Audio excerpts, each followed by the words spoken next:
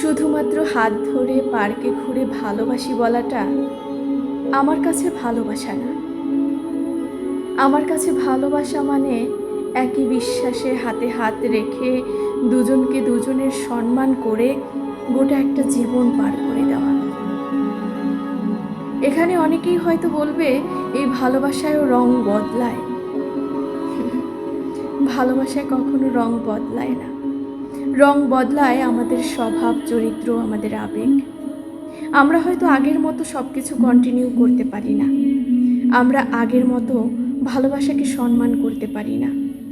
যেমন পুরাতন জামা কাপড় আমরা ডাস্টবিনে ছুঁড়ে দেই, ভালোবাসার মানুষটাও পুরাতন হলে যত্ন আগের থেকে অনেকটা কমিয়ে দেই।